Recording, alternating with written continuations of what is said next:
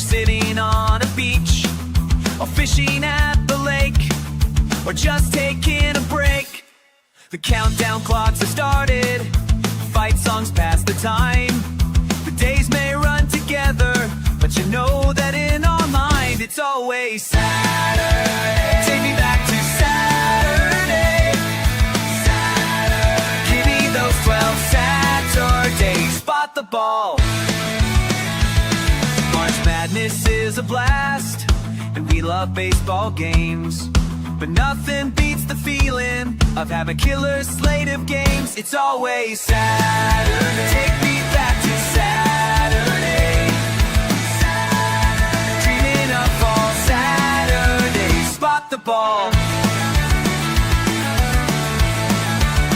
Spot the ball. Oh, college football. Sat out your day.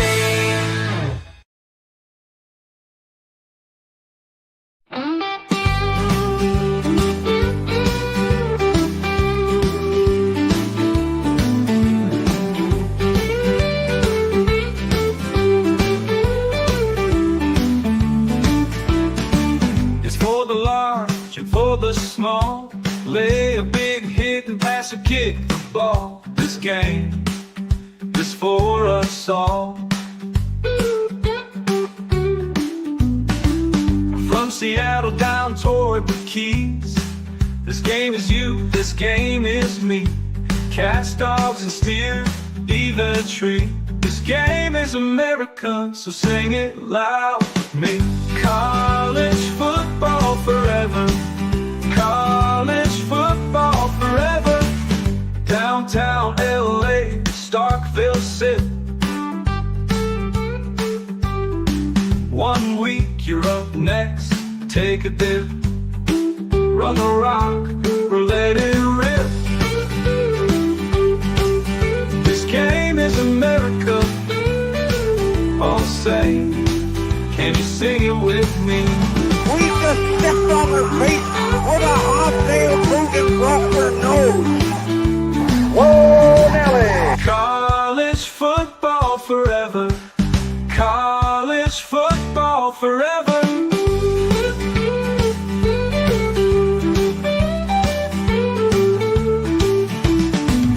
College football forever. College football forever.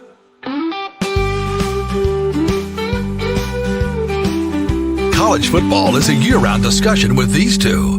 Here's JC and Morgan. Mike Morgan of ESPN and JC Shurburtt of 24/7 Sports have you covered, beginning right now. Ah, yes. Welcome, everybody. Oh, we're small today. Hello. Hello, everybody. Crushing your head. I don't know. Dave Aranda would love this clip. Yeah. All of a sudden, we're very little people. We're for those watching on YouTube, then you can see on the screen. We're normally much bigger than this, but that's okay. Oh, there we go. We just roided up. We just juiced, and before you know it, we just increased our squat, our bench. Major gains, bros. Major gains. Welcome. It is another installment of JC and Morgan, number 281, I believe, if you're scoring at home. And if you are watching on YouTube, then you see, just a little words of inspiration I try to find. And I put there less than 30 days. Simple math equation. Simple. Greater than, less than, equal to. Less than 30 days to kick off. Less than 30 days to week 1. I'm not even including week 0. And smart. Yeah, I'm not even including. I know your thoughts on week 0. It certainly is not a banner slate of games in week 0. Just give us 2 more or 1 more. That's all I'm asking. Yeah. The doubling game and squeeze in. And I mean, Michigan's playing a game in Germany. Why not just play a better game in Germany if you want? Yeah, instead of Have that Western be Michigan. the international weekend. I don't know. Well, there's talk about the whole calendar could be moved. Yeah. I never know how to say this, up or back. The easiest way for me is earlier. Yeah. Right. What's funny is, I've lived in the South and in the North, and in the South, we start high school football it's almost like a college versus NFL type of deal where college starts and has their week in 10 days or whatever. And then NFL starts. Down South, high school has a week 0. And I know in South Carolina and other states, it's pretty popular. But then up North, where they don't care about college football in some places, they just start high school football the same weekend as college, last weekend in August. So, right. I could see that happening. Moving it. I mean, there's really if you move it forward too much and get conference title games too much into December, it's going to bump up to the playoff and Army, Navy and all that. So I could see a week 0 definitely taking place. Although week 1 being a holiday weekend, I think that's good for the sport.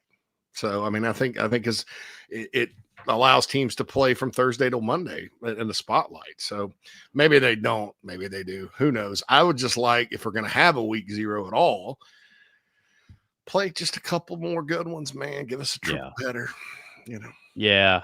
When Stanford at Hawaii is perhaps your second best game, that's a problem. Well, we could step it up a little. A few years ago, Vanderbilt in Hawaii was the best game. Yeah. And Vanderbilt scored 55 points. I think we all thought Vandy was going to be an offensive juggernaut, and I think they scored about an average of 8 in SEC play. Yeah, Hawaii is just awful. June Jones is not walking through that door. He had Hawaii humming. And they've had stadium, big time stadium issues. Aloha Stadium, which is where they used to have the Pro Bowl, and remember the Aloha Bowl on Christmas Day? Yeah, sure. Name the last SEC team to play in the Aloha Bowl. Oh, gosh. I have no idea. Geographically close to where you live. Georgia played Virginia. Jim Donovan's last year, he got fired after the Aloha Bowl. That was 2000. Yeah, Georgia played in the Aloha Bowl. But that was always fun. Absolute blur. But that stadium, that stadium, Aloha Stadium, has been condemned. It looks like RFK. In Washington, D.C. now. And they haven't, Hawaii government politics or whatever. They haven't been able to. They're going to build one. But so Hawaii, kind of like Northwestern, they're playing in this like all-purpose intramural field with bleachers. Mm-hmm. So it's not even like you get to go and play in the historic Aloha Stadium anymore. You just get to go to UH and play on their practice field. Yeah.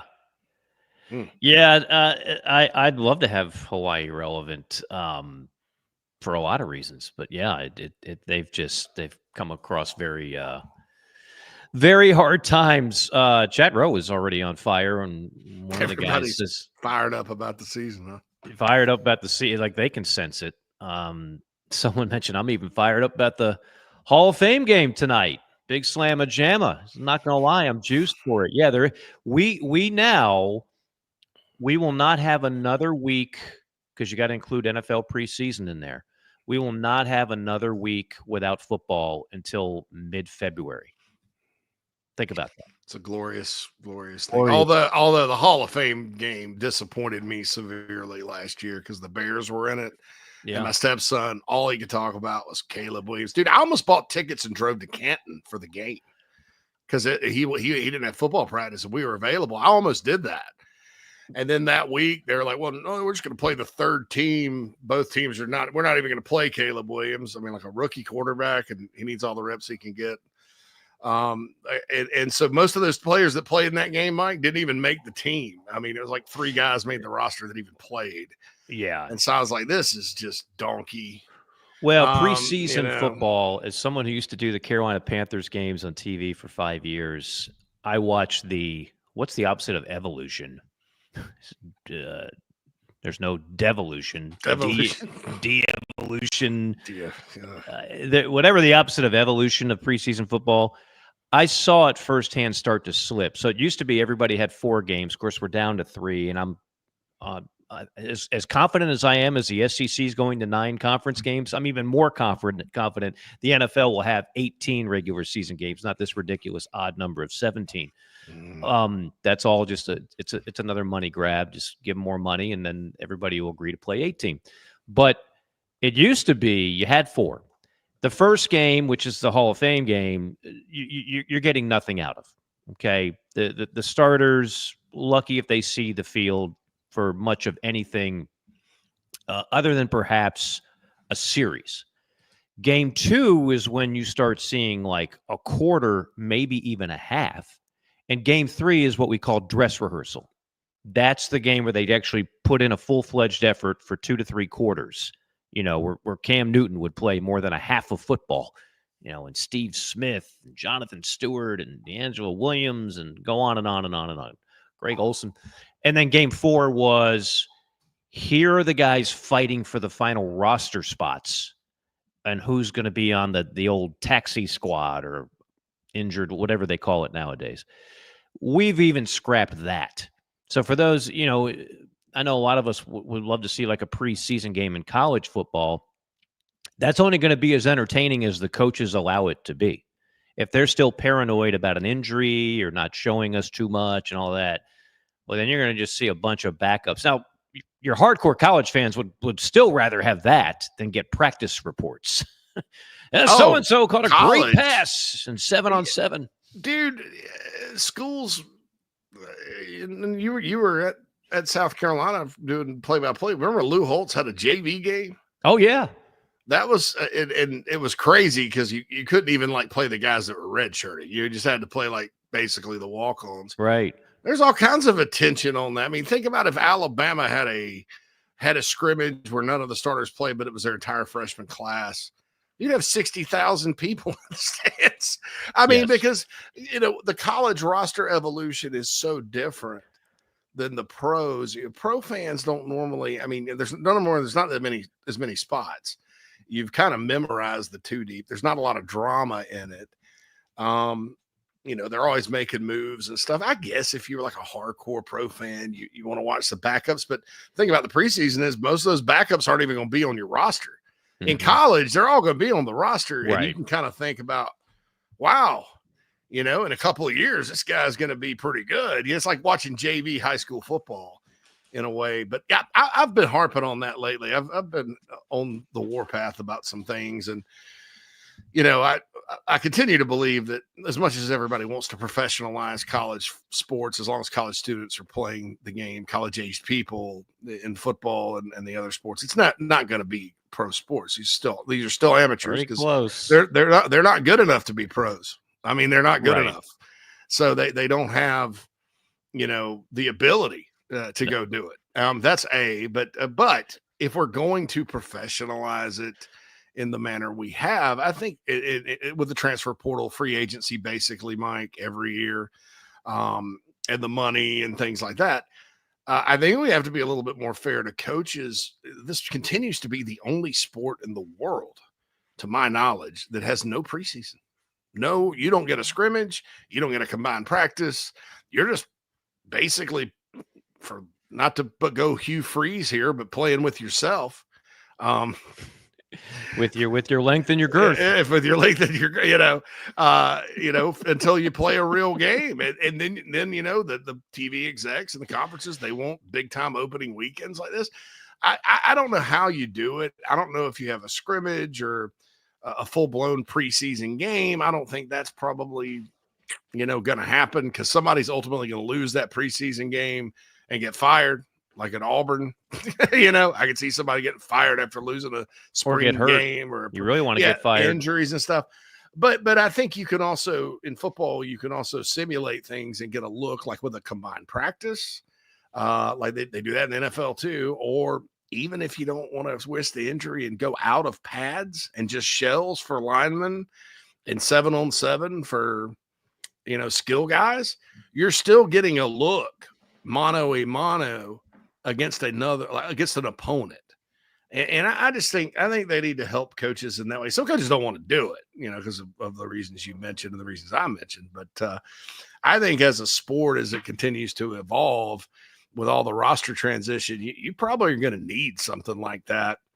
Or you're going to start having some more real shocking results in week one moving forward, because it's a lot different than it was with rosters in transition every year.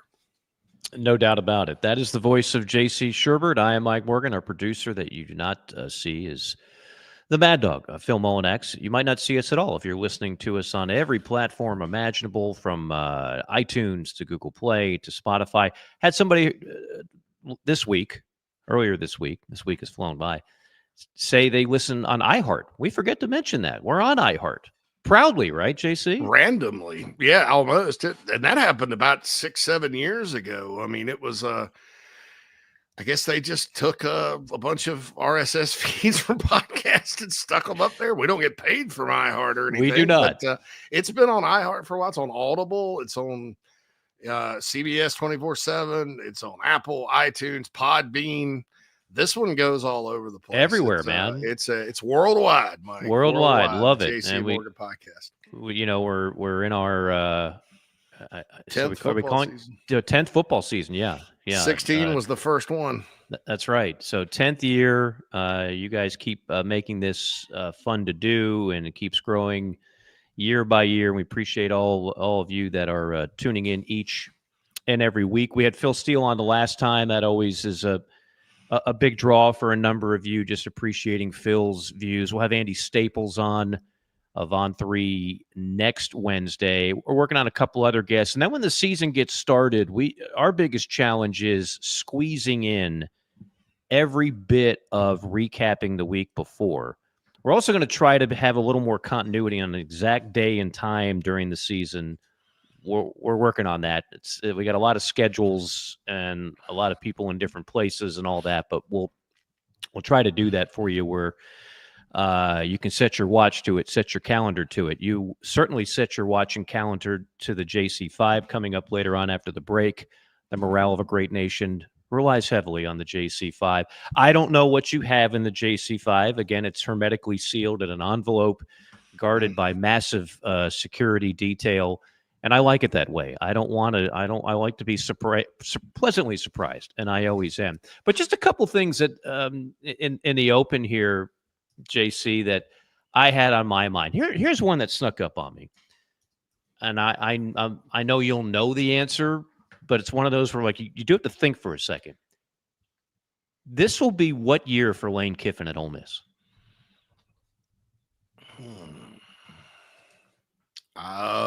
No, he's 20. 20 was his first year. So correct. Year 6. Year 6. Year 6. Now, why do I bring that up? Because a couple of things. Number one, when I heard that, I was like, wait, Lane's been in Oxford for 6 years? Number two is how many times was he rumored to leave and go somewhere else? And number three is I'm fascinated. I think you and I are in agreement. I think Lane is good for college football and good for the SEC. He's entertaining. Yeah. It's one of the few people at media days where I'm like, what's he got to say? Because you never know. By now, everybody's seen kind of the interaction, the weird give and take with him and Feinbaum. They're both in on the joke. It's not like they hate each other or anything else.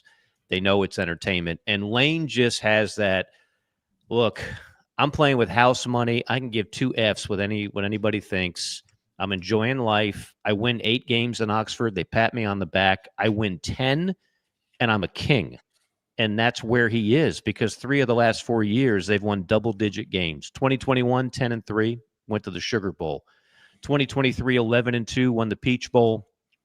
And last year went 10-3, won the Gator Bowl. Now, they were a little bit upset because all they had to do was either win at Florida. That's the one that everybody focuses on. At that time, Florida was playing better football. The game was in the swamp. But really, the Kentucky game is the one, if you look back on, for Ole Miss, an inexcusable home loss to Kentucky, you could argue is the thing that kept them out of the playoff. But he's been there 6 years. He was only with the Raiders for 2 years, went 5-15. Tennessee for 1 year. Boy, did he talk a lot of smack in Knoxville. And then he went 7-6 and then bailed. And then went to Southern Cal, was 28-15, got fired on the tarmac, And then like it was rehabilitation time for kind of the image and I think the overall aura of Lane. At that time, I was not a big fan of Lane. I thought he was very immature. It's not somebody I would have wanted to hire if I was an AD of a high-profile program. Now, FAU, you hire him regardless, and he was 3 years at FAU. And then Ole Miss got him. And I think a lot of people were like, either it won't work or it won't last. Well, it has worked and it has lasted. So I thought that was interesting. And the other thing I was going to roll at you, JC, because I hear this every year. And it's just it's a very popular hot take from people in our profession. Man, preseason polls are the worst, man. I hate them. They should eliminate them. They should take them out in the middle of the desert and shoot them and then bury them like Pesci in Casino. Hit them over the head with shovels and baseball bats and then dig a hole in the desert. They're not going anywhere, people. Now, I'll admit, once the season starts, I completely ignore the AP and coaches poll. Do we ever even talk about those during the season? Very lightly, if we do at all, because it doesn't matter. It doesn't matter. I mean, we're in a playoff era now. What matters is what a ridiculous committee of 13 people that needs to be selected much better. That matters.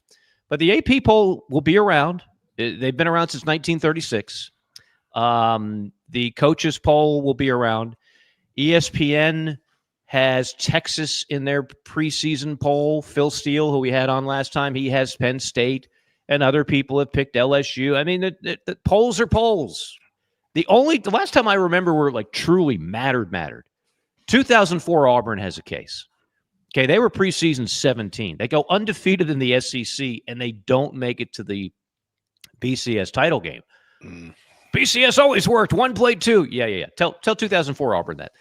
And the reason why they didn't make it is because that year, Southern Cal and Oklahoma were in the top 5 preseason. So Auburn never had a chance to leapfrog them, and those two teams played, and Auburn did not. And the BCS formula, for those that want to go back to that, in lieu of the committee, as much as I thought the committee did a terrible, terrible job picking a 12-team playoff last year, and I don't want to go back to that either. I mean, and it's a lot of, with the AP specifically, it has to do with the erosion of the voters.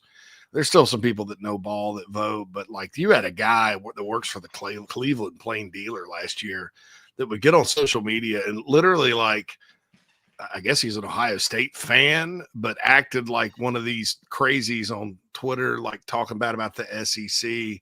His final poll, Mike, I mean, when you're ranking Memphis ahead of not necessarily Ole Miss, but like Alabama at the end, you have no business. You're not only, it's intellectually dishonest, and you have more of that, with the AP poll. But the BCS formula weighted the coaches and AP poll equal is a big part of that, and that's what happened to Auburn that season. And Oklahoma gets just waxed by Southern Cal. So that was one where the humans screwed that up, because, the old way of thinking is, Unga bunga, one loss better than two. And as long as you're undefeated, you're going to keep moving up and ahead of teams with one loss. And that doesn't really make any sense in modern college football with a 12-team playoff. But, the reason they do it and what's good is for television, because how are you going to decide what teams to put on the ticker for score updates? Right. I mean, it's like, how are we going to do that? And I think that, the preseason polls do have some bias to them. No, not bias, but lingering bias. Like when you get to October and you got a team that really has started off great and the media liked them or whatever, and they're 13th in the country. Now they're 5th. And they played nobody. Is that really the 5th ranked team in the country? Normally that takes care of itself. I mean, Mississippi State a couple of years ago, really great, had a lot of big wins against a down LSU team, things like that with Dak Prescott. Then they ran into Bama and reality set in. I mean, usually it takes care of itself, but Mississippi State was even number 1 in the playoff poll. I think in general, as far as the playoffs concerned, you got to get away from not only paying attention to the coaches and AP polls, you got to get away from that style of ranking teams. That's just not that's not going to work. It's a tough habit to break. Yeah, it is. That's the way as they've we been doing found it out. for 90 100, years. yeah, 90 years. But I like it. What I like to see some sort of, and not the ESPN, Bill Connolly, or the other thing they use. Not that under any circumstances, but what I like to see a net rankings style thing. I've been on that kick too. You're talking my language now. Dude, brother. I just, I just think, when and what they say about the net in basketball is it's a sorting tool. Dude, give us a sorting tool, man. Yeah. Give us a sort. And if ESPN would take the recruiting rankings part out of it, because they use that because those are supposed to be predictions machines. So I guess in their mind that matters. Just to someone that worked in that business, it doesn't. But if you got some kind of data or something like that where you could sort it, and then we have quad games. I mean, that's going to be fun, in my opinion, especially you get to October and, because in basketball now, I think that's helped some of the regular season games that wouldn't normally be important, because you're like, well, if, Tennessee beats, Arkansas this weekend, that's going to become a quad 1 win for Georgia. And that's going to help our resume, and it updates every day. And that's cool. I think that's cool. I think the net, as far as does it make sense for me? Not always, but as far as just from a fan interest point of view, and the quads, I think the net's been outstanding for college basketball, and I'd love to see it for football. It's a great way this is college football's, it's always been its biggest problem, is to differentiate one conference versus another.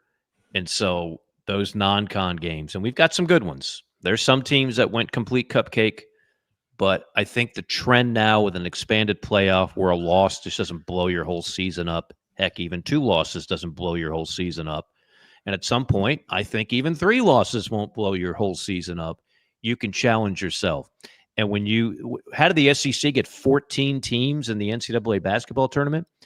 Because they dominated non-con competition in November, December, and those metrics, they don't go away. They just stay on your permanent resume from January, February, March, and the SEC had the best ever non-con run, and that's how all their net rankings were so good. Well, let's start with this weekend. If Auburn beats Baylor, if South Carolina beats Virginia Tech, and if Tennessee beats Syracuse. Now, none of those are top 10 teams, but they're all credible opponents from other power conferences.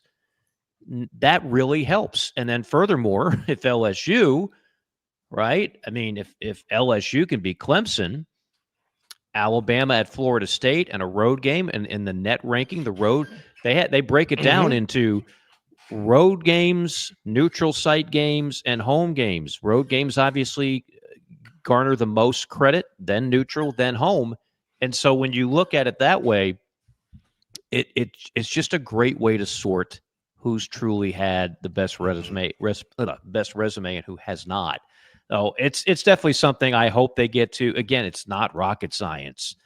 When they put that formula together, I looked over it and it just made sense, just made practical sense. Just seems like that would be a smart thing to do. Smart thing to do would be to prepare mentally, physically, psychologically for the JC5. We are powered by Advocare. As always, recommend Spark for those of you that want something to get your day going. No sugar, zeros, so you don't have that crash, but vitamins, energy, all that good stuff. And then speaking of sugar, if you want to stay away from things like Gatorade, which is just sugar after sugar after sugar after sugar, Rehydrate, great product that you can now get in the stores, but all these things you can order online. Promo code, yours truly, Mike Morgan, save yourself 20%.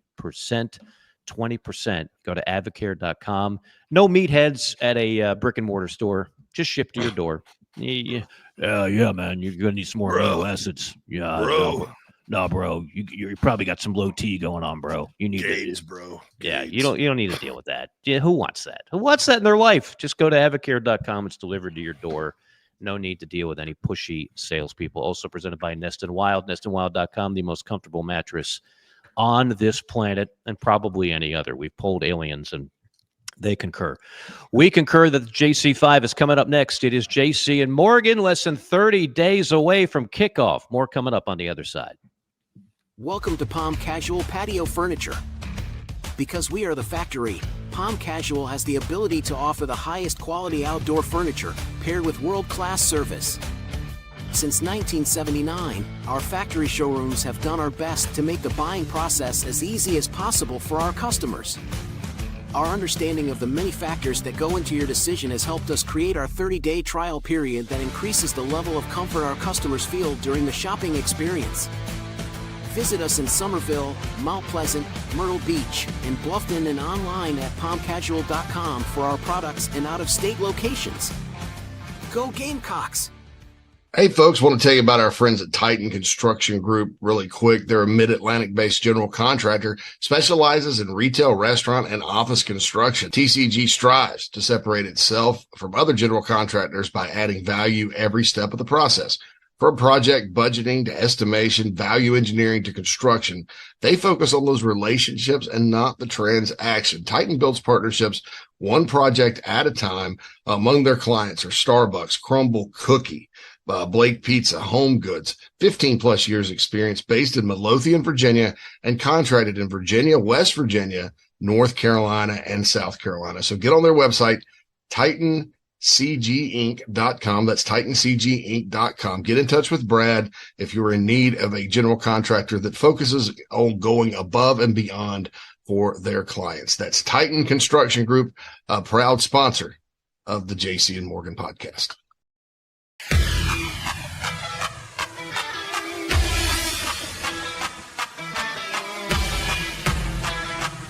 We're passionate about making sure that the Nest and Wild mattress is the best it can be.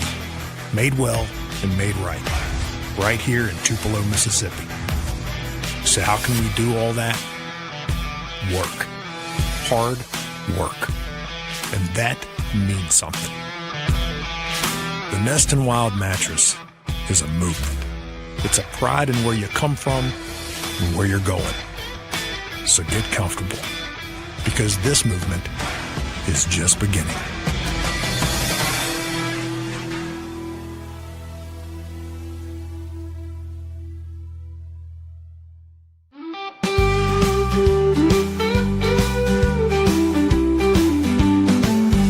This is JC and Morgan On the Chief Sports Network. College football. Forever.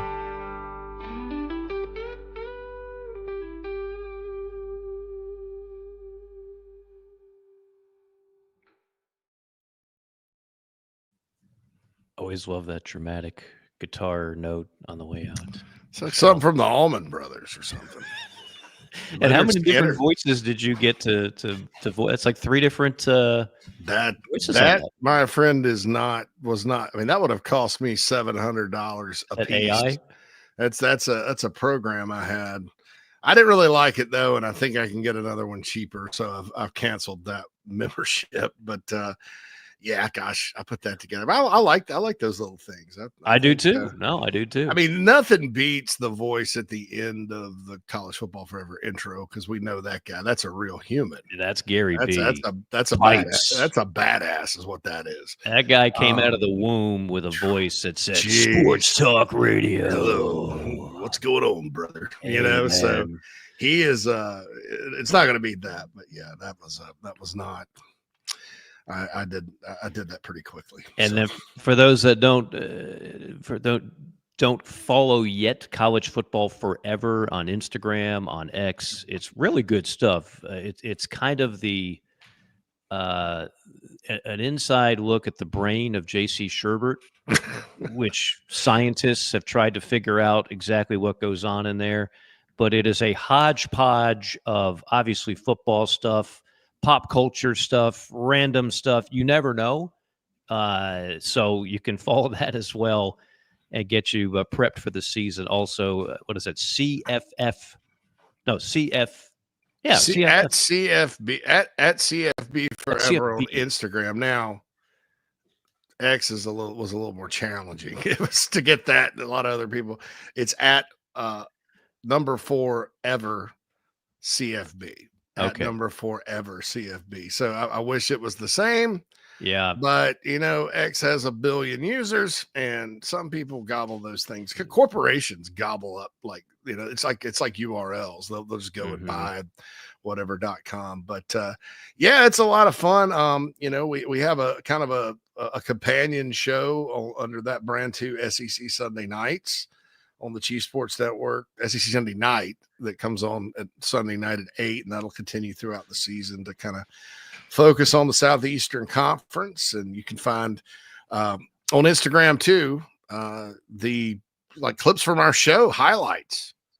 Yeah, and Mike Morgan talk. Well, one was me, and we were talking about old football magazines, and another one was Mike with a great take on the Texas A&M fight song being played when Sark was on there, and then Mike's football takes, and it's a lot of fun. I mean, you can kind of catch. I know I've watched. I feel like there's some shows I've never watched, but I feel like I've watched them because I catch the quick clips on YouTube, and you can catch that on Instagram and feel like you've been here even when you haven't. So I like it. That's amazing. So make sure, tell your family, tell your friends, follow that. In honor of Ethan, who says Mike always has the smoothest transition into ads and sponsors. I try, Ethan. I'm not good at many things in life. I try to be at least good at this. And with that in mind, I'm going to segue smoothly into the JC5. Smoothly and promptly. Our producer's doing double duty today. Oh, that's right. That's right. It's all right. So it's time for the JC5. All right. Number one, Mike, since we're, as it's pointed out on Chat Row, on JC and Morgan, it's Chat Row. On the other shows, it's the chat box. correct, folks. So I'm just going to tell you, so don't feel bad if I call you a chat rower on this show. It's a different show. Somebody pointed out we're 23 days away from week 0, the glorious week 0. But there is a pretty intriguing game that is going to be hard to predict between two teams, Iowa State and Kansas State, that are one of the – how many contenders in the Big 12 that did Phil have? 13? I mean, the most wide open conference in the league. And it's an intriguing matchup. So my question for you, by the way, Kansas State's a 3-point favorite right now, which probably makes sense. I think it could go either way. But my question for you is about Chris Kleiman and Matt Campbell. Okay. And I'll just read this off to you. You know, I didn't think – remember Ron Prince? How could I forget? Nobody can forget. Well, Kansas State would love to forget. Hey, people forget James Franklin was his assistant offensive coordinator there. Was he really? I didn't know that. I believe so, yeah. But Ron Prince was a disaster, and then Bill Snyder came back, and K-State was good again. So I think that because there was a coach there in between that failed miserably, except he did beat Texas, which was hilarious, that nobody could ever, Kansas State was going to go back to being, they were the worst program in the country for a long, long time. And Kleiman comes in with a 69-6 record at North Dakota State, a powerhouse. Lots of people win there. And all he's done after taking over during the pandemic, and he's also going in, he started in 2020. No, actually, he started in 19. Had a bad year in the pandemic, but they've won 8. Pandemic year, 4-6. 8, 10, 9, and 9. Got to the Sugar Bowl in 2022. He's 120-41 overall. Matt Campbell, we've talked about ad nauseum here. He's 99-66 overall, 64-51 at Iowa State bowl game, 7 of the last 9 years, 2 Big 12 Conference Championship game appearances, and this is his 10th season. 35-15 with Toledo, the North Dakota State of the MAC, most of the time, some of the time. And obviously, is as good of a coach as there is. So these two guys, it's obviously going to be a great battle between two coaches. Do we not give these guys enough credit? I mean, I know Matt Campbell was a hot name for a while, but have we just kind of forgotten about him? And then Kleiman, I never hear anybody talk about it. I mean, some people probably think Bill Snyder still coaches at Kansas State. Yeah, guarantee you they do. So it's like, are these guys, in your opinion, underrated? These two coaches that are coaching in Dublin.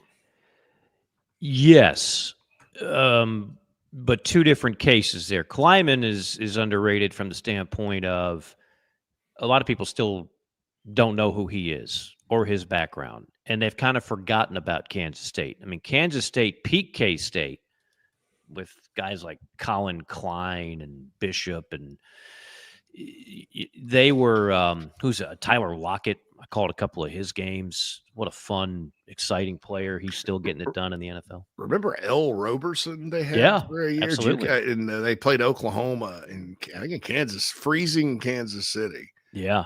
And Oklahoma, they knocked Oklahoma. I mean, they beat Oklahoma 33-7 in that game. I remember watching it. That was a good team too. No, I mean, and again, they had it. They had a formula. You have to be somewhat unique.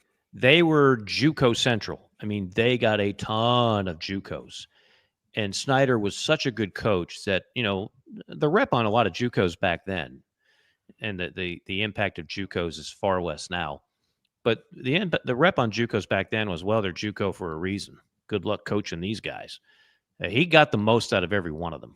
And they were they were competing for national championships in Manhattan, Kansas. Shout out to the Little Apple, cool little town. But I think K-State's been off the radar ever since. And so while Klieman has done good things, I think a lot of people they don't know that story. Campbell is a different deal. And Campbell is now back in the spotlight coming off an 11-3 year, right? But 3 years ago, I mean, I was convinced. I know I said it a number of times on this show. I'm like, he's going to take an NFL job. And he had opportunities. I mean, he's had a lot of opportunities to leave Ames. Now, they G'd him up. They paid him more money than most people think a coach in Ames, Iowa can get, but they did. They opened up the checkbook, and I think he's genuinely happy there, and he stayed. So, but then in 2021, they go 7-6. Then they get a 4-8, and then another 7-6. And what are people saying then? You should have left when your stock was the highest. His agent's probably sitting there. Good gracious, Matt, we had leverage. Now we got nothing. Well, now they're back. Now they're back, coming off 11-3, and who knows who's going to win the Big 12. It's the most unpredictable league. But I stand by. I think Matt Campbell is an outstanding coach. I think that's a really, really difficult job. Because on one hand, I'll be the first one to tell you Ames and being there for game days, really cool. The tailgating, the fan base, it's awesome. But on the other hand, I also tell you from a resource standpoint, recruiting standpoint, like that's a difficult job. So I never know if he can keep it up. And obviously he had a 3-year drought. So we'll see what they do this year. But yeah, the premise of your question, I think they're both a little underrated, quite frankly. Absolutely. A couple of tidbits there before you get to number 2. Matt Campbell did get G'd up. Iowa State is $147 million in the red, athletic department wise. That was a story that broke out today. And you mentioned Colin Klein. He is the offensive coordinator at Texas A&M now. Yeah, pretty good coordinator there. So he's absolutely. And again, they don't. What's the difference between Iowa State and Texas Tech? They don't have a sugar daddy. They don't have an oil tycoon. That's again, they've got great fan base. If you've been to Lubbock for a game and you've been to Ames for a game, I'm not sure if there's that big a difference. A lot hotter in Lubbock, a lot windier in Ames, but they don't have what everybody wants. What's the difference between Ames, Iowa, and Stillwater, Oklahoma? T. Boone Pickens. Mm-hmm. That's your difference. It's kind of the same concept too. Ames is north of Iowa. What's the capital of Iowa? God, I'm drawing a blank. Des Moines. North, you go to Des Moines and go north to get there. Whereas Iowa City, where the Hawkeyes are, halfway between Chicago and Des Moines. Lots of Chicago kids go to school there. And Iowa's just like Iowa State. They don't have enough talent in the state to sustain it. And they go and raid other Big Ten states. Iowa State's not even got access to that. They're not in the Big Ten. So they go kind of down to the south and get 3rd and 4th tier guys. They get some JUCOs, they get transfers, which makes it all the more impressive as to what he's done. Looking forward to that game, though. Well-coached football game next season. So number 2.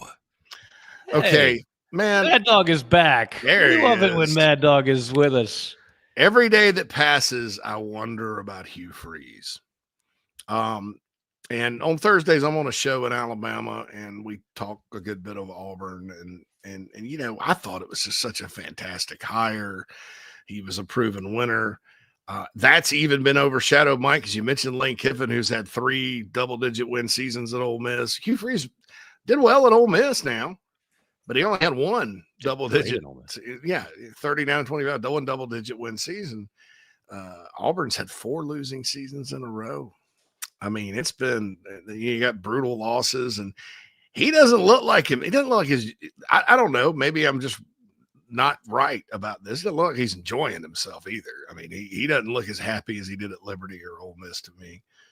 So, and then number 2, I would probably, like I said earlier today, go back in time and take my length and girth and smack whoever scheduled this Baylor game in the face.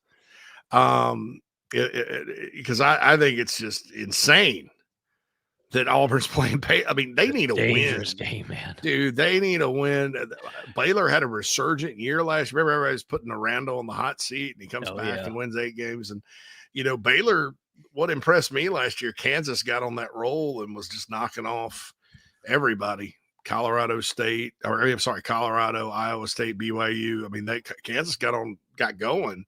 And then Baylor, with bowl eligibility for KU on the line, another team with a good coach, smacked them down. I mean, Baylor was a line favorite against LSU in the Texas Bowl. This is a dangerous game. And you may as well send Texas or Texas A&M in there to play the Bears. It's an SEC team. They're going to go hanging. All right. So my question for you is this. Hugh Freeze and Jackson Arnold, I don't know of a head coach quarterback duo that has both the opportunity for major redemption in week 1 on a Friday for whatever reason, but also has a chance to really, we also have a chance to see the beginnings of both sort of unravel, because Jackson Arnold, say what you want about him at Oklahoma. There were reasons he struggled there. He's looking for redemption. Hugh Freeze is looking for redemption. But you could also see this as the beginning of the opening novel of the beginning of the end, like, one Friday on the Brazos River. I think it's the Brazos River. That's how it starts. That's where the stadium is in Baylor. Your thoughts about this game and how it sets up for those 2 individuals? Let me start here, because I know a lot of people know Baylor had a good year last year, and they remember Dave Aranda not long ago was on top of the Big 12, and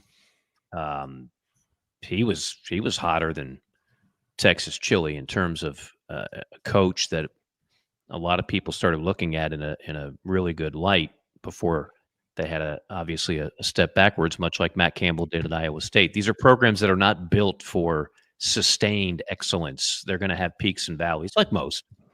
But if you remember Phil Steele last week, we didn't talk a ton of Big 12, but looking at his magazine, who he has as the top quarterback in the Big 12 this season, Sawyer Robertson of the Baylor Bears, or Mississippi State Bulldog. Very quietly, Sawyer Robertson had a good year last year and is expected to have an even better season this year. They also have their tailback returning. All of this leads up to your point. This is a coach killing game, potentially. It'll be a packed house at McLean Stadium over there in Waco, and Baylor will go into that game expecting to win it. They're not like, oh, we're just honored to play an SEC team. They will be going into that game. It'll be on, I think that's a Fox game, nationally televised on a Friday night. So you got everybody's attention. That's the only thing going on. Again, I love it. So I say, as a fan, kudos to the Auburn administration for scheduling this game. We need more of this and less slop. But yes, it is a very dangerous game. Now, I'm bullish on Auburn overall this year. I'm bullish over. They have perhaps the best 1-2 punch at the wide receiver spot. I think Jackson Arnold had no chance to succeed at Oklahoma last year. I still think he's got a chance to be a good quarterback. And Cole Kublik will tell you that's the best offensive line in the SEC, resides on the Plains. And they always are. The problem hasn't been the defense. They're salty there. problem has been they've been woeful on offense for quite some time, and they haven't had a quarterback, and they haven't had just the dynamic weapons that you need. They got it all this year. So, A, thankful for the matchup. B, still think Auburn is going to have a breakthrough season for Hugh Freeze. And C, if you lose that game, everything I just said means nothing because it's going to be absolutely toxic for Auburn, who are still wondering, did we really gain a whole lot by firing Gus Malzahn, who is now the offensive coordinator at Florida State? Number three. All right, so I think we're going to have a drum roll Anthony Richardson effect in college football. And it's going to go one of two ways after the game in Columbus, and sort of depending on what happens in Clemson and Tallahassee. But the game in Columbus between Texas and Ohio State, I believe, is setting it up for at least a 1 week of incessant hype. And I call it the Anthony Richardson effect because you remember when he beat Utah in Napier's first year, he was the Heisman Trophy winner. Game day went there. Nobody could quit talking about him. Kentucky comes to town. He throws 5 interceptions or whatever he did, looked terrible. Right. And we didn't hear about him again until the draft. So it is what it is. So the Anthony Richardson effect, because I've never seen that happen a whole lot, like a 1 week wonder. It was one play, JC. Yeah. I mean, it was the 2-point conversion where he breaks out of a tackle, does a spin move, buys time, and then throws it to a wide open receiver. It's not like he threaded the needle. And based on that, and he looks the part, man. He coming off the bus. He's 6'4", he's 240. He can do backflips like he did on his. I mean, he conned the Colts into using a top 10 pick on him. He was never that good in college. But if you want to put a sizzle reel together, I can make him look like he's the next best quarterback in the history of the sport. Yeah. He was interesting. Doing a little better with the Colts from what I read, but they've got problems. Anyway, so this is a new definition I'm going to put in our glossary. The Anthony Richardson effect, which is a one or 2 week period of over the top hype that just goes away based on early season college football results. So I'm going to say the two scenarios, and you tell me which one is more likely. Number one, Texas goes into Ohio State, beats down the Buckeyes, gets revenge for the Cotton Bowl last year. Arch looks really good. He's got a great supporting cast, great play caller. Ohio State's replacing a lot on that defense. The Longhorns go in there and win, maybe not comfortably, but they win the game. And most importantly, Arch looks good.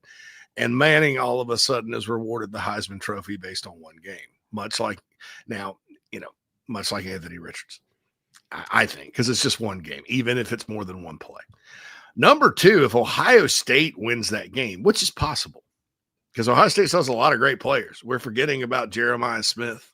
We're forgetting about some of the players that are left on that defense. We're forgetting that it's in Columbus.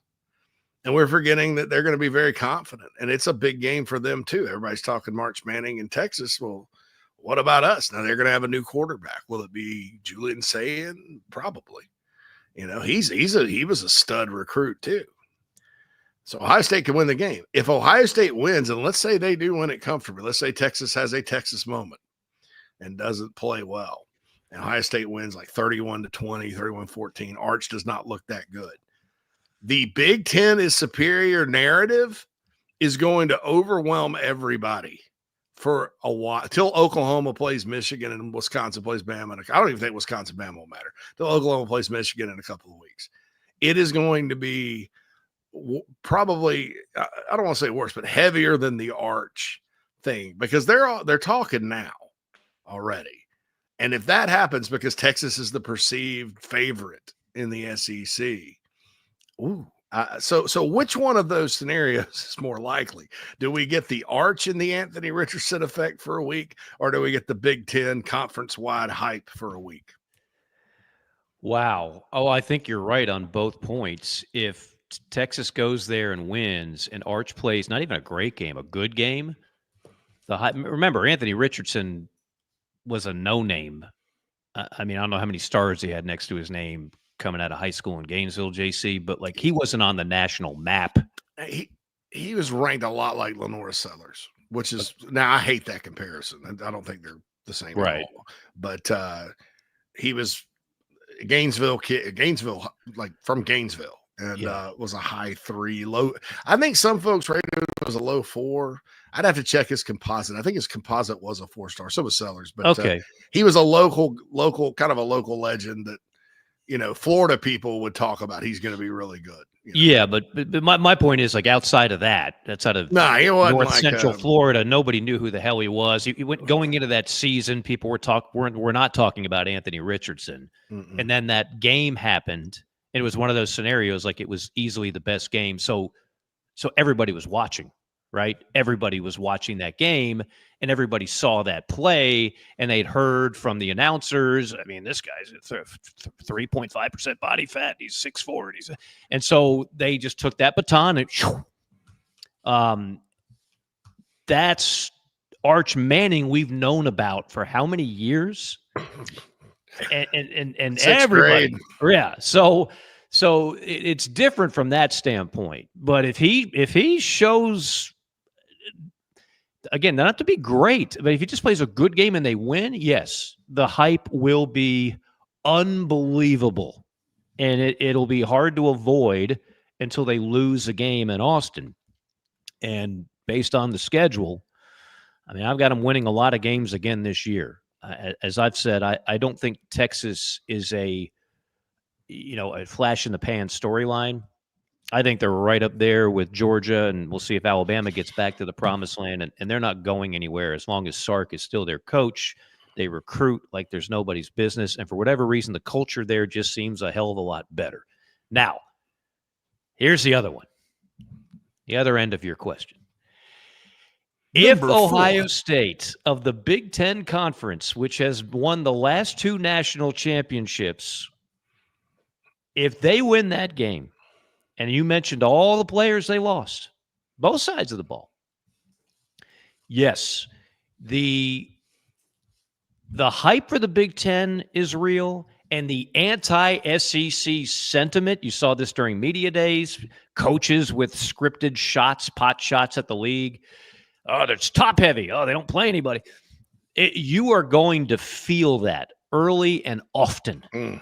And it will be, I don't like using the term on steroids. That's so overdone. So I need to find something else that's can quantify this, but it'll be insufferable, just insufferable, as if losing on the road to a top-notch Ohio State team would somehow mean, well, the SEC is in decline. If, God forbid, that happens and LSU loses to Clemson and Baylor beats Auburn, oh, baby, you will never see so many happy people go out and bang their – I mean, it'll be – Danny Cannell will probably just implode out of glee and happiness. It'll just be remnants of him all over Fort Lauderdale. And just out of happiness. So, yeah, there's the potential for the SEC hatred to reach peak heights because they really feel now that, like, and you've heard the argument, JC, well, now that there's NIL and the people can spend as much money as the SEC does legitimately, now it's a new ball game. I don't really think that's it. But but that'll be out there. Because people get the amounts wrong. They think that the I don't want to say the cheating, the under the table money. Go read the story about the bag man on SB Nation. That's accurate as far as, I mean, you're talking thousands, not millions that's out there. And I don't know that some of these schools everybody thinks are cheating were based on inside information. So we'll see. Well, we've already had the number 4 spin. And what's going to be really bad, Mike, and this leads us to our next question, number 4. Number 4. Phil had a quick trigger there on that in the middle. Oh, was that Phil fired off on us. Well, you can never have too much of Gary B. If you want to play number 4 again, Phil. Yeah, number 4. Yeah, thank you, Phil. What the hell? Why not? Number 4. We paid a lot of money for that production. We might as well use it. Number 4. Okay. Thanks. Get you some, Gary. What's going to be really bad is if those are games in Atlanta, Tennessee's a 13.5-point favorite over Syracuse. South Carolina's an 8.5-point favorite over Virginia Tech. I agree those should be the favorites, but they're losable. What if those go the other way? And then the mother of all bad things that could happen. Florida State, Thomas Castellanos in his big mouth, and Gus Malzahn, the Tide Killer. Oh, you don't even want. Beat Alabama in the newly refurbished O'Campbell Stadium. And the SEC is an offer on the first weekend against the ACC and the Big Ten. Stop it. I'll go. We should all of us in the South should just go run and hide. I mean, that Danny Cannell, I mean, dude, he smiles a lot anyway. A lot of people take him seriously for what he says, but he's not like a bad person. We've had him on. We've had him on a couple times. I've known Danny for years. He likes trolling. He knows he has his stick, and that's fine. So I don't hate Danny Cannell, and he smiles a lot as a happy-go-lucky guy anyway. But the grin on his face. Oh, Joel Klatt. Oh, but Joel Klatt will run naked in the streets of Colorado, which is legal out there these days. But no, I mean it. Is it what I bet that it would happen? No. Is it likely? No. Could it happen? Yes. Well, I think a clean sweep, the odds of that are astronomically low. But I mean, look, if Joey Aguilar wets the bed and Syracuse, coming off a big year, has their A game, I don't think it's crazy. I'm not seeing Virginia Tech pull off an upset over Carolina. I don't see many equations where that can happen. I do see these other games that we're talking about are all possible losses. Even Florida State. Florida State is going to be better. They just are. 2-10, but they didn't have 2-10 players. No, and they didn't have a quarterback. They got good players. They got a good scheme now for the quarterback they have. Yeah, and look, Alabama's breaking in a new quarterback. Crazier things have happened in week one. So if just a few of those games go sideways, it'll be insufferable for the anti-SEC contingent, which is growing by they've always been there. I shouldn't say growing. They've always been there, but they haven't had much to say when the SEC was thoroughly dominating the sport. So they just sat there in the basement, underground, stirring their pot of voodoo. One of these days, you guys are going to be humbled, and the Big Ten's going to be great, and Ohio State and Michigan are going to win titles, and you're not, and then Penn State's going to win one, and then Saban's going to retire, and then now they're all up. They've all emerged from below the surface, and they are out, and they are pounding their chest like Coach O and Destin after a kegger, and they are enjoying every bit of the SEC, not dominating the sport to the same level that it was before. Yes. Number 5. I can't say anything else after that. Okay, so we're going to do another Big 12 question. But we're going to do it in honor of the Pac-12 because it's a former Pac-12 school. We had Phil Steele on the other day. He mentioned about Utah and talking to Kyle Whittingham, and they had a down year. They quarterback problems, stuff like that last season. They were very un-Ute-like, but still a good football team. I mean, that thing he's built out there is consistent. Well, they went to the portal and got quarterback Devin Dampier from New Mexico. Bronco Mendenhall's 1 year in Albuquerque went well because of this guy. He's an Arizona native, dual threat guy. Here's my concern, and taught me off the ledge with the Utes, because I'm a Utes guy. I like the Utes. Love Whittingham, Joe Pesci, and my cousin Vinny. The Utes. What's a Ute? What's a Ute? And I like to see them do well. And again, respect for Whittingham. And this quarterback's good, but he was interviewed at Big 12 Media Days, and he starts talking, we're going to be completely different on offense. We're going to go spread, and it's going to be totally different. We used to be a power run team and physical. Now we're going to do this. And I'm like, I've seen this movie before, right? And coaches that have had a formula, that have been there for a while, that abandoned that formula. I think that's what happened to Texas and Oklahoma on defense in the Big 12. Everybody went spread, so they did too. And then everybody's not playing defense. Nobody's playing defense. Utah has gone against the grain, both in the Pac-12 and sort of in the Big 12 now. But they're changing it up, Mike. They're changing up the offense. Good move or bad move? And I know I'm asking you to be Nostradamus here, but your thoughts on coaches that have been successful all of a sudden reinventing the wheel abruptly based on largely a down year. I know Nick Saban evolved, but he evolved gradually. Kiffin, they were already doing some things. Kiffin comes in, takes it a step further, blah, blah, blah. This is very abrupt, and I've seen it blow up in the face because that old saying, dance with the one who brought you. I don't know that that's Utah football is trying to outspread people. Your thoughts? Yeah. By the way, I was convinced Cam Rising was going to be the starting quarterback for another 17 years. He was a veteran. Goodness gracious. I mean, shout out to Cam. 2 Pac-12 championships under his direction. I think he finally retired with the hand injury. Otherwise, correct me if I'm wrong, he could have had another year of eligibility. With he was COVID. eligible to play this year. He was. He just hung it up. Yeah, he could have played. Yeah, I was just convinced like it was going to be death, taxes, and Cam Rising leading the Utes.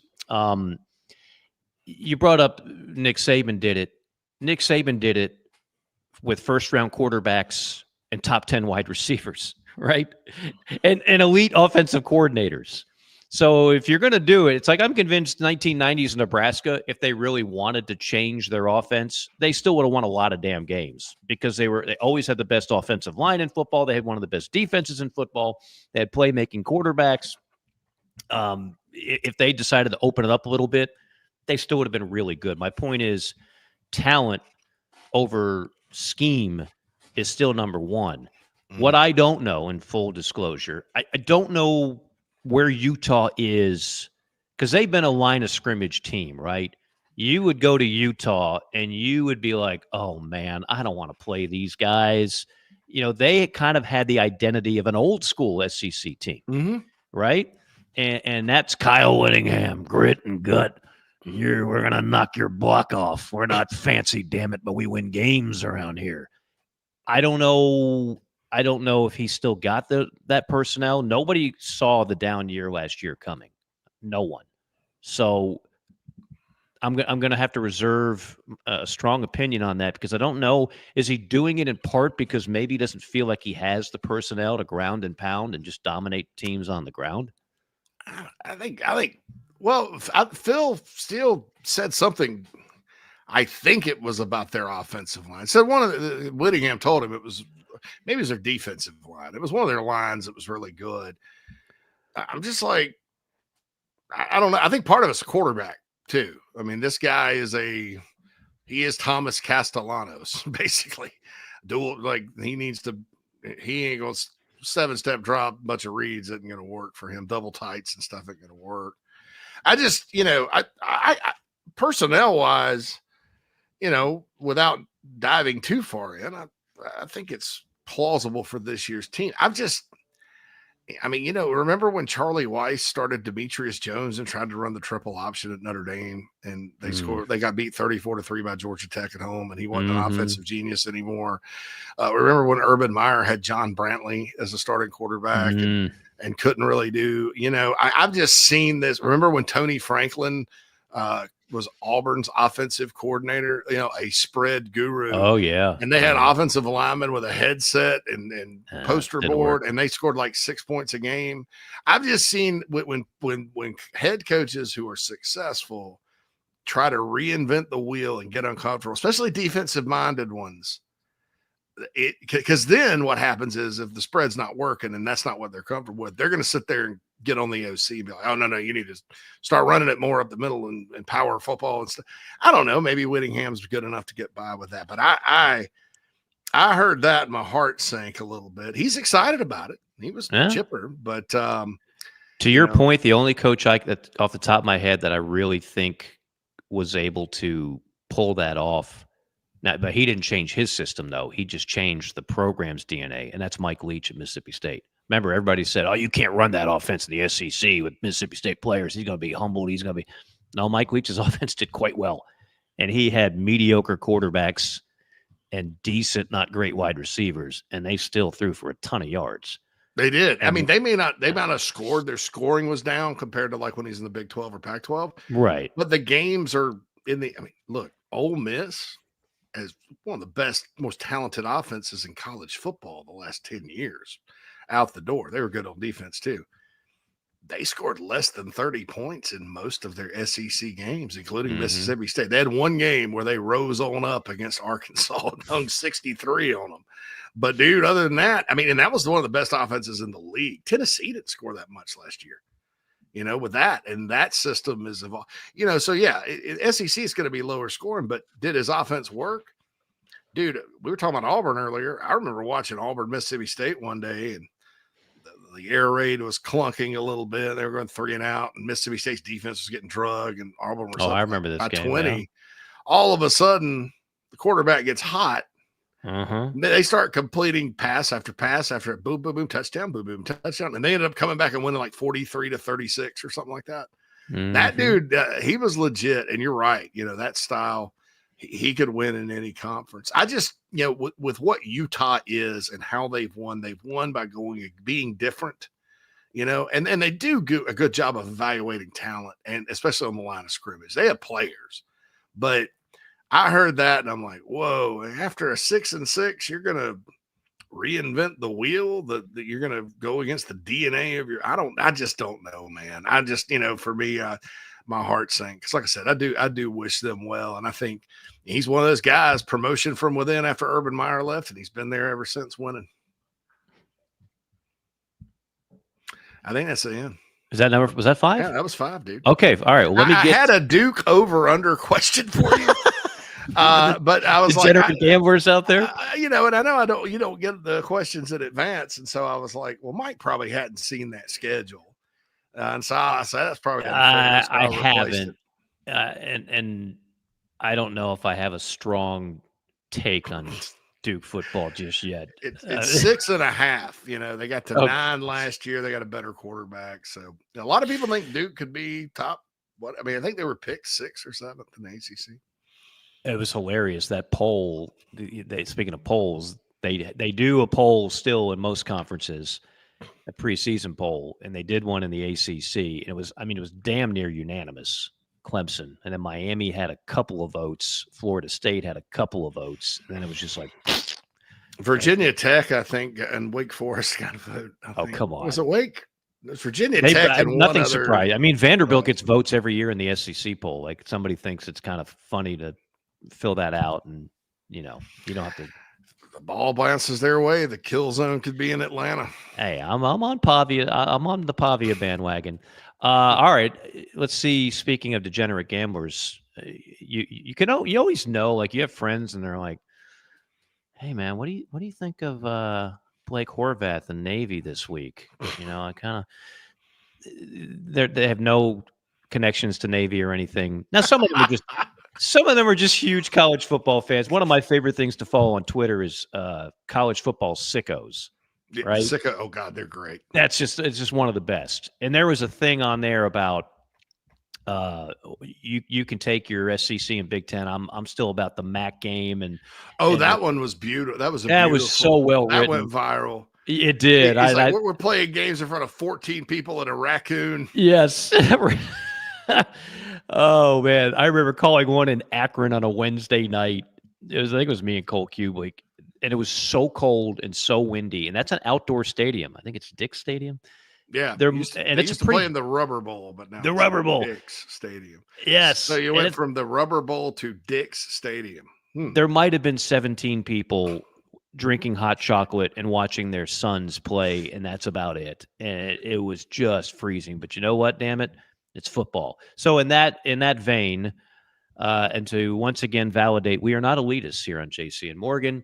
Group 5, John is still at it. Remember, he was on Ashton Genty before a lot of people even knew who Ashton Genty was. Mm-hmm. So who are some of the top returning starting quarterbacks in the Group 5 this year? He's got a list, 1 through 5. I'll go in descending order. Number 5, Boise State quarterback Maddox Matson. And if you have any thoughts on these guys, JC, feel free to chime in. He led Boise to a 12-2 record last year at a college football playoff. Of course, they no longer have Genty, but he's still under center. Number 4 for UTSA, go Roadrunners. Owen McCown, the son of former NFL quarterback Josh McCown. He led them to a 7-6 record last year and a Myrtle Beach Bowl victory over Coastal Carolina. Number 3, Colorado State quarterback Braden Fowler Nicolosi, third-year starter there. Number 2, Navy, Blake Horvath. Blake Horvath, now he's got some tread on the tires. He's a senior, been around for a while. Led Navy to a 10-3 record last year and an Arm Bowl Forces win over Oklahoma. Army-Navy last year is one of the best stories out there. And if we ever do get what we have been clamoring for on this show, which is a Group 5 playoff, how fun would it have been to see Army and Navy competing in a Group 5 playoff last year? They could have, they could have been the championship game. Could have, absolutely. And number 1, USF, which is not located in South Florida, but they are the University of South Florida, located in Tampa. Quarterback Byron Brown, the senior, missed 8 games last year due to a leg injury, but he's good. They've got to match up with Florida in September, actually. So they'll be on the hunt for an upset at some point. All right, man.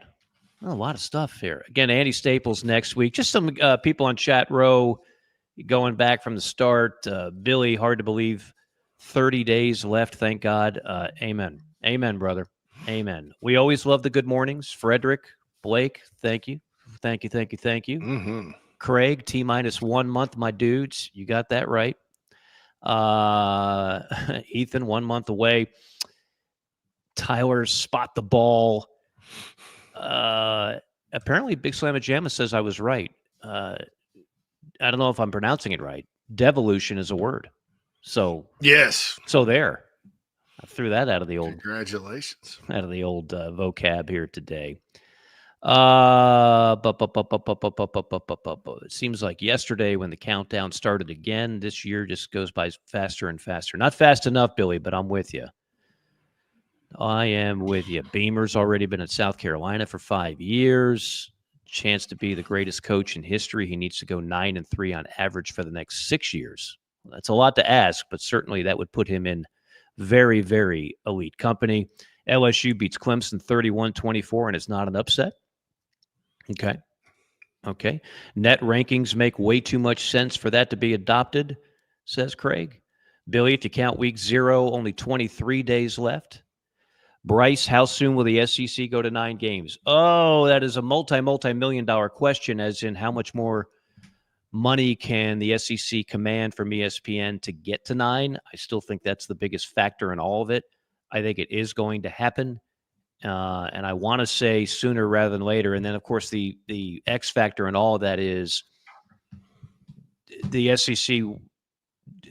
What's the playoff going to look like? Is it going to be the 4-4-2-2-1 model? Is it going to be the 5-11 model? Or is it going to stay the same? It's not off the table that it could stay the same. If you have gridlock in their Congress and the Big Ten and the SEC are on 2 different sides of the fence, we could wind up not moving the ball. It makes me sick to think about that. I know. It makes me sick as well. Doug, is DJ Lagway injury prone? How concerned should Gator Nation be? I keep hearing the backup quarterback Harrison is solid, but can't be as good as Lagway. No, he's not as good as Lagway. That without knowing a whole lot about the backup quarterback situation. But you go from a shoulder injury where you don't throw it all in the spring, and now the dreaded lower calf, which kind of bleeds into the Achilles. I'm starting to feel this for the first time in life, JC. Still looking for that 10-day NBA contract, or maybe make a taxi squad in the NFL. And it's scary. And you see all these young athletes lately, they get that high calf, then they tear an Achilles. Achilles injuries are up by leaps and bounds, and nobody seems to have an answer why. I have a theory on that, but I won't bore everybody with it. I'd be more concerned about the shoulder, though, with Lagway. Mm-hmm. That's his throwing shoulder. Now, he says it's fine, and everybody says everything's fine, nothing to see here. We'll find out early on when he takes a couple shots on it, JC. And a shoulder injury can wreck. I mean, he's an accurate passer, got a great arm, but it can wreck you if it bothers you. Just because that's obviously important when you're throwing a football. Your shoulder. You mentioned Harrison Bailey. Look, dude, Harrison Bailey was a big time recruit, or not huge, but 4-star guy, top 200 guy from Georgia. I would not want. I mean, unless look, I don't ever count out players that are going to be 24 years old coming up in the fall, getting better. But he signed with Tennessee, got a cup of coffee in that 2020 year where things fell apart for Jeremy Pruitt, played a little, then went to UNLV, was a backup, then went to Louisville and did not get off the bench. Now he's at Florida as the backup. I don't know. It would take a great coaching. He's not like Graham Mertz, who actually did some really good things at Wisconsin and played a lot at Wisconsin. And then Billy got him better, obviously. Graham Mertz was a much better quarterback at Florida than at Wisconsin. So I'm not ruling it out, but, man, I don't know about going with Harrison Bailey. And I think that changes with that schedule, changes the trajectory of the season. But, look, sometimes we'll have like all this offseason drama about a player. Is he hurt? Is he not? Maybe he's in a walking boot for precautionary reasons or misses spring. And then the season gets here and he's fine. Plays all the games, plays well. So I wouldn't worry your Gator heart too much right now, my friend.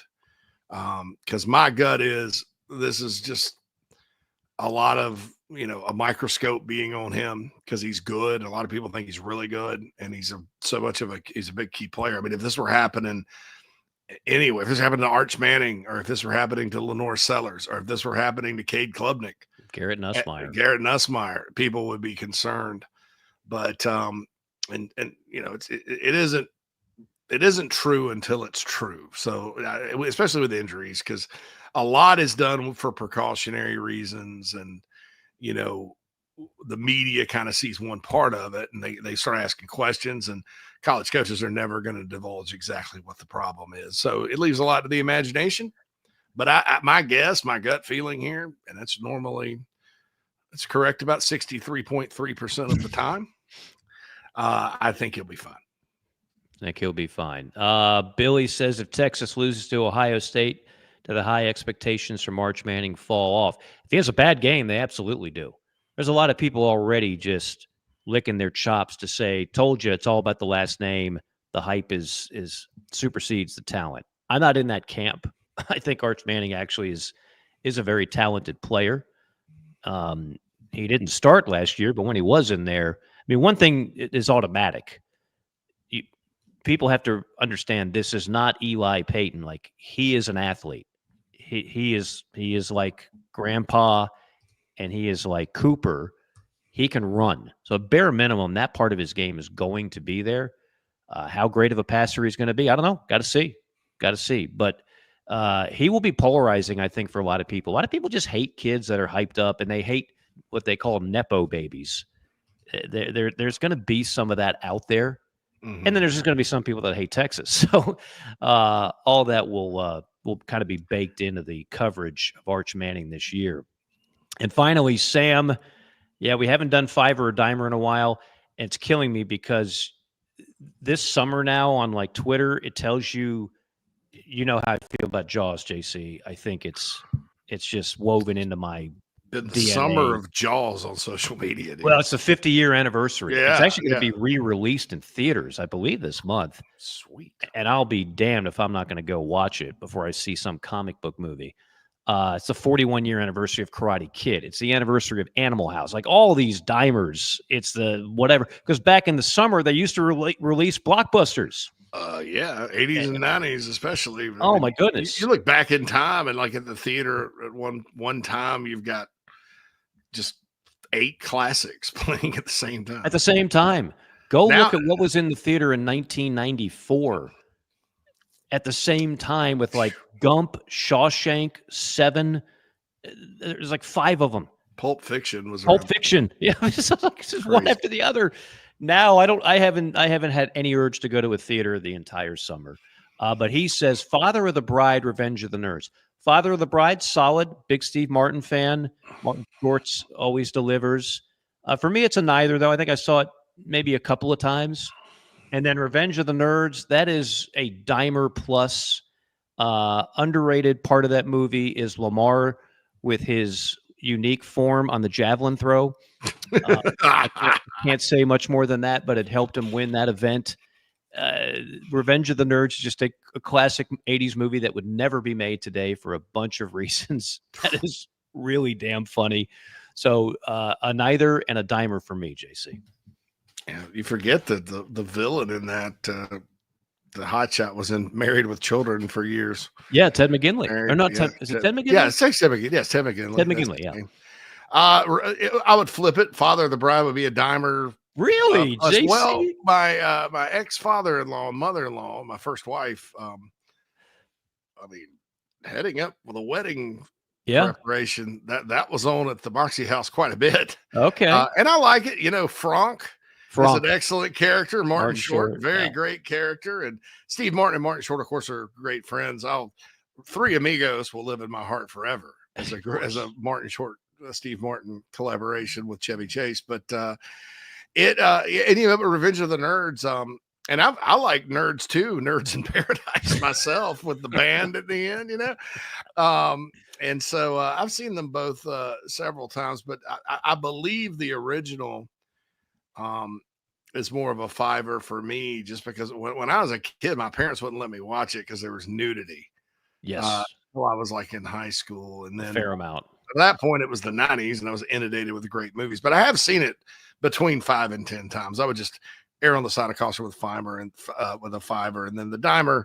Yeah, Father of the Bride, I've probably seen it like between 10 and 15. Neither are Ben Franklin's.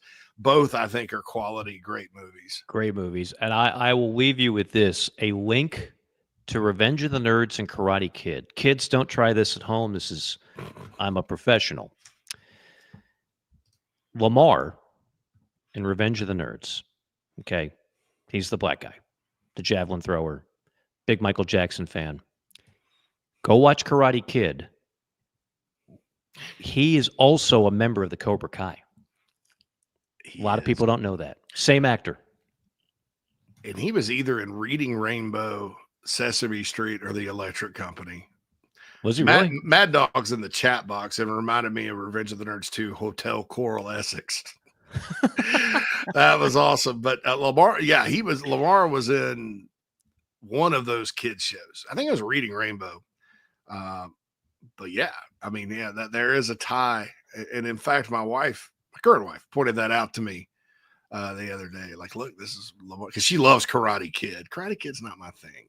I love Karate Kid. I'm just not into. Your wife picked up on the same thing. That's the same actor. Lamar from Revenge. Oh, Nat Major here. You got to give her props for that. That's major. That's great. But, no wonder you married her. Of course. That's next level. Stellar.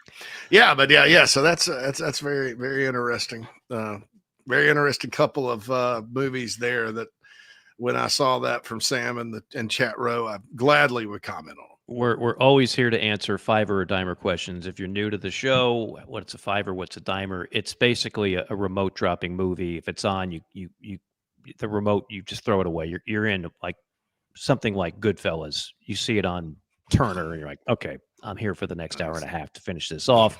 So if you've done that 5 times, that's a fiver. 10 or more is a dimer. And obviously, if it didn't do it for you, that's neither. That's, you're not there. You're not there yet. We'll get to the Aranda cut another time because I know we're up against it. But folks, just YouTube it. Speaking of a dimer, Wolf of Wall Street, he quotes Wolf of Wall Street, and he doesn't use the term. Well, he does use the term that people are offended by instead of saying little people, and somehow correlated that to college football. I don't know where Dave Aranda. I think we're getting it. We're going to do it. Yeah, all right. We got it. All right, Mad Dog, if you want to hit play on this, it's a great way to end it. Yeah. Great way to end the show. There's a scene in The Wolf of Wall Street where they talk about throwing midgets, and it's like, hey, this midget can he, can he roll there? And he go, no, he doesn't roll. You throw him, you know what I mean? And they're made for throwing. And then after a while, they start talking and they go, well, you know what? I think if you start talking, they may think they know we're making fun of them. The midgets may think we're making fun of them. So then I'm going to start, they may get mad at us. And then the guys go, well, what we need to do is make them think they're one of us. And they go, one of us, one of us. And I think that's the thing with coaching, call it recruiting. It's that way. They talk about acquiring players, getting rid of players, just like that. And the whole thing underneath all that is they make them think they're one of us. You know what I mean? And it's like, but I don't know. Do you have to do that to win? That sucks. Yeah. Jesus. Oh, man. Yo, Mike. I can feel the sports information director at Baylor as that answer is going on, just slouching in his chair going, make it stop. Make it stop. I think it's in Wedding Crash. He's like, you're coming at me with some new information here. I hadn't seen that until just now. Oh, you hadn't seen that? No. And it started off like, I'm just going to go through my emotions real quick with it. I started off going, well, he's kind of like the Jonah Hill character in Wolf of Wall Street. Maybe he's doing an impression. Right. He was awkwardly trying to make a huge and I kind of get what he's saying. I got the reference. There are like 1,000 movie references that would probably be better applicable to recruiting these days, dude. But I mean, look, this is what's great about college football. Like the song says, it's for the large and for the small. Yeah. We have now had two, unfortunately, a story about a late college football coach, Mike Leach. We've had stories in the last 6 months about Mike Leach in a meeting wanting to get little people, midgets, on the football team and asking if it would be legal to put the ball in their hands and toss them over the goal line. Oh, that's right. That was a thing. And then now we have Dave Aranda. I mean, I wouldn't have, if you'd have asked me who would be using a Wolf of Wall Street midget tossing reference at a press conference, Dave Aranda would not be at the top of my list, dude. Not at all. At all. Not even close. Not at all. So that's what's great about college and he wasn't football, dude. For those that are just listening and not watching, he's not cracking a smile when he's saying this. No, he's serious just as cancer. As he's making this metaphor, he is dialed in on it, and he's putting it in overdrive. Like, I'm going all the way. I'm not just bringing up Wolf. I'm not bringing up Jonah Hill's character. I'm going all the way on this analogy, and I'm taking it to the house. And by golly, he did. So what I want to see is Dave Aranda, Clark Lee, and Billy Napier all in the same press conference taking turns using that analogy. Like, you know how you have these celebrity things? It's like, I want to tell you about the trash on the ocean. And then boom, here's Robert Downey Jr. The seagulls are eating all of your balloons, and then it's like, Liam Neeson, you need to save the seagulls, and it's like, if we had Napier, Clark Lee, and Dave Aranda repeating exactly what Dave Aranda just said in that style, that would be amazing. Amazing. I mean, one can only hope. Hey, like we started off, we're less than 30 days away from kickoff. There's still time for all that to go down. We're out of time again. It's JC and Morgan, powered by Advocare. Go to advocare.com, promo code Mike Morgan, save yourself 20%. And we appreciate everybody tuning in. Next week will be on Wednesday. Andy Staples will join us. Time for maybe a few more guests before the season rolls, and then we'll be a little less heavy on the guest line. Sizzling, smoking hot. Our thanks, as always, to our multi-talented producer, who very often is producing multi-shows at the same time. That is the Mad Dog, Phil Mullinax. And special thanks to all those tuning in. Chat row alive here today. Appreciate you folks out there getting up early and joining us live. And for the rest of you catching this on delay, enjoy. We'll see you next week on another installment of JC and Morgan.